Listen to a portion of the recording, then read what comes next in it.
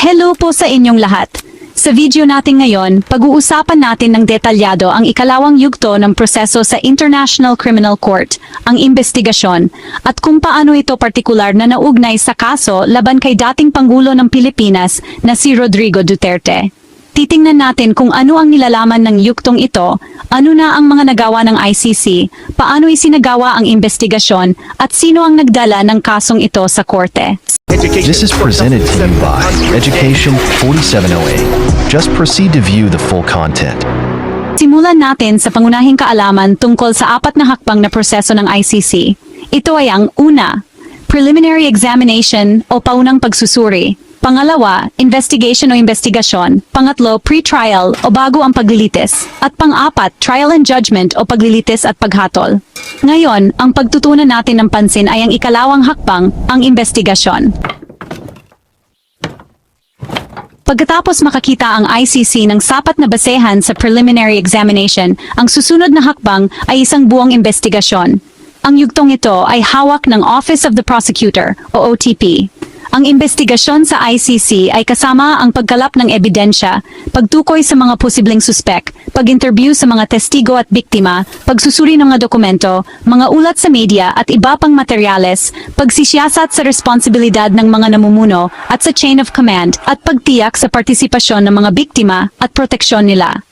Ang layunin ay matukoy kung ang mga partikular na tao ay dapat kasuhan ng mga international crime genocide, crimes against humanity, war crimes o aggression. Hindi tulad ng preliminary examination na karaniwang sa opisina lang ginagawa, ang yugto ng investigasyon ay aktibo at nangangailangan ng pagpunta sa iba't ibang lugar at maaring magresulta sa mga arrest warrant o mga patawag para humarap sa korte. Tingnan natin ngayon kung paano nangyari ito sa kaso ni Rodrigo Duterte.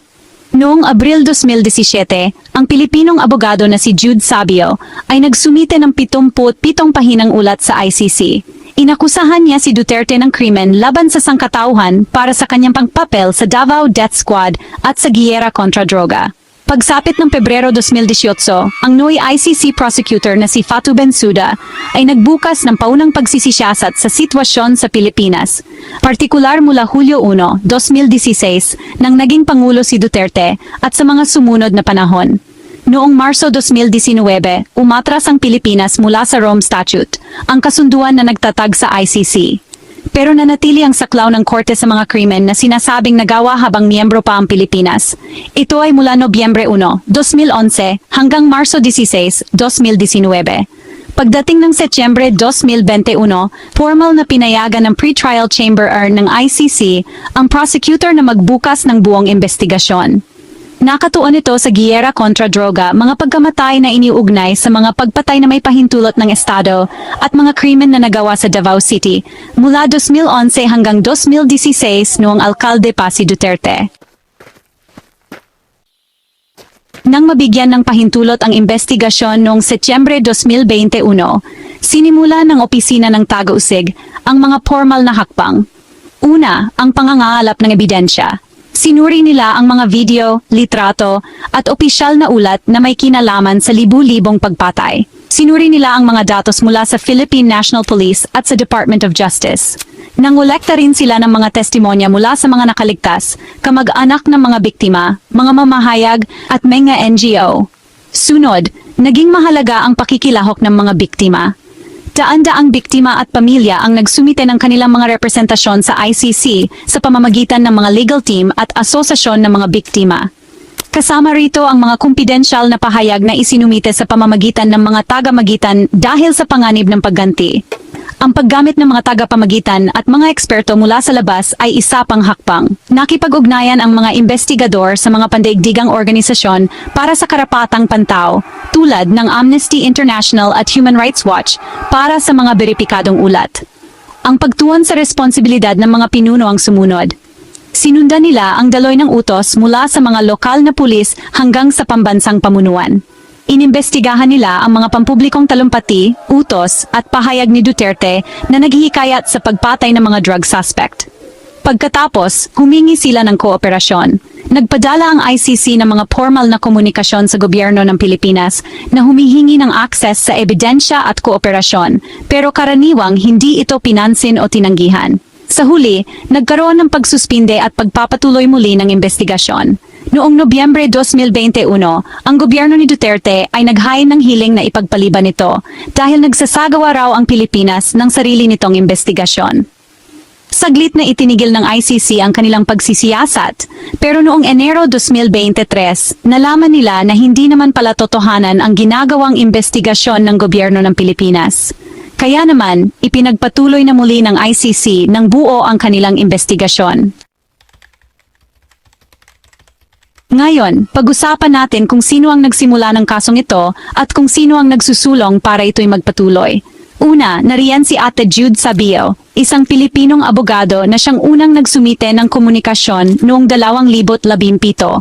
Kasama sa kanyang isinampa ang mga datos tungkol sa Davao Death Squad at iniugnay si Duterte sa mahigit 1,400 na rang extrajudicial killings. Pagkatapos, nariyan si Senador Leila de Lima.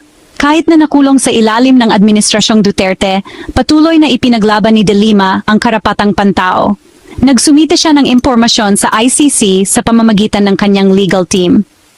Sunod, sina Edgar Matobato at Arthur Las Cañas, mga dating miyembro umano ng Davao Death Squad, hayagang tumestigo na si Duterte ang nag-utos ng mga pagpatay noong siya pa ang alkalde ng Davao. Ang mga pamilya ng mga biktima at mga advocacy group ay may papel ding ginampanan. Ilang mga NGO, kabilang ang Rise Up for Life and for Rights, ang Free Legal Assistance Group, at Karapatan ay nagsumite ng mga dokumento at tumulong sa representasyon ng mga biktima. At panghuli ang mga taga-usig ng ICC. Si dating prosecutor Fatou Bensouda ang nagbukas ng kaso. Ang kasalukuyang prosecutor na si Karim Khan ay humingi ng pahintulot na ipagpatuloy ang investigasyon noong 2022 at patuloy na nangunguna sa proseso. Ano ba ang mga legal na babatayan para sa investigasyon na to? Ang mga crime na iniimbestigahan ay pasok sa tinatawag na crimes against humanity o mga krimen laban sa sangkatauhan sa ilalim ng Article 7 ng Rome Statute. Kasama dito ang pagpatay, paglipol, pagpapahirap, pag-uusig at iba pang mga gawaing hindi makatao. Para maituring na crime against humanity, ang mga gawaing ito ay dapat bahagi ng isang malawakan o sistematikong pag-atake, na ang target ay mga sibilyan at alam ng gumagawa ang tungkol sa pag-atake. Ang mga pampublikong pahayag ni Duterte, kasama na ang utos niya sa mga pulis na patayin ang mga drug suspect at ang pangako niyang poprotektahan sila sa anumang kaso, ay itinuturong ebidensya ng intensyon at ng mga pagpatay na bunsod ng pulisiya. Kahit na may mga nangyayari na, ang investigasyon ng ICC ay may mga malalaking problema. Ang hindi pakikipagtulungan.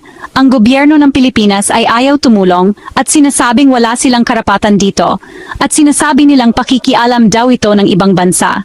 Hindi sila basta-basta makapasok. Hindi malayang makapasok ang mga investigador sa Pilipinas para magtanong-tanong o tingnan ang mga lugar ng krimen. Mga banta at pagganti. Ang mga testigo, abogado at pamilya ay ginigipit, minamanmanan at sinasaktan.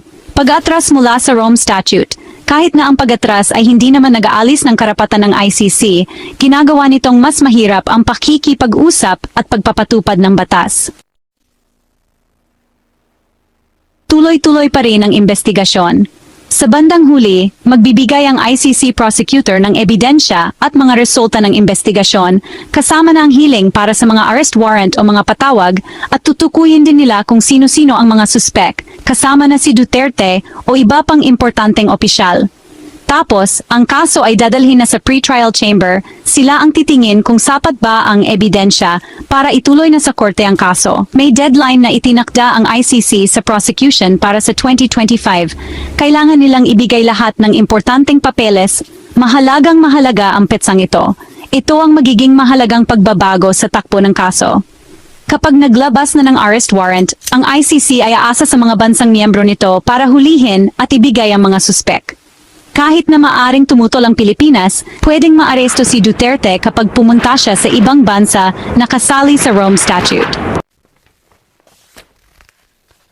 Para ibuod ang investigasyon ang pinakamasusi at pinakamahalagang parte sa mga ginagawa ng ICC. Sa kaso ni Duterte, kasama rito ang pagkolekta ng ebidensya, pakikinig sa mga biktima, pag-aaral sa mga talaan ng gobyerno, at pag-alam kung sino ang mga pinunong nagbigay ng utos. Ang kaso ay isinampa ng mga Pilipinong abogado, mga tagapagtanggol ng karapatang pantao, mga testigo at mga biktima. Kahit may mga politikal na hadlang, ipinagpatuloy na ng ICC ang kanilang investigasyon at pasulong na ito sa posibleng pagsasampa ng mga kaso. Kung makakamit ba ang hustisya, ay depende sa kung gaano kahusay bubuuin ng mga taga-usig o prosecutor ng ICC ang kanilang kaso, kung gaano katibay ang ebidensya, at kung susuportahan ba ng iba't ibang bansa ang pagsunod sa batas. Salamat sa inyong panood. Para sa mga update tungkol sa kaso sa ICC, sa politika sa Pilipinas at sa hustisya para sa lahat, huwag kalimutang mag-like, mag-subscribe at mag-comment sa ibaba. Paalala, ang video na ito ay para sa kaalaman at dagdag impormasyon lamang. Ito ay base sa mga datos, ulat at pahayag na bukas sa publiko tungkol sa investigasyon ng International Criminal Court o ICC sa mga sinasabing krimen na nangyari noong War on Drugs sa Pilipinas. Ang nilalaman nito ay hindi para mang-akusa o humusga sa kahit sinong tao. Ang lahat ng taong nabanggit ay dapat ituring na walang kasalanan hanggat hindi pa napapatunayang nagkasala sa korte. Gusto naming ipakita ang mga totoong impormasyon at proseso sa batas sa paraang malinaw, patas at magalang. Ang mga sinasabi dito ay hindi para magsimula ng galit, gulo o paninira sa iba. Para sa mga balitang galing mismo sa batas o sa gobyerno, mas mabuting magtanong sa ICC o sa mga tamang ahensya ng gobyerno ng Pilipinas.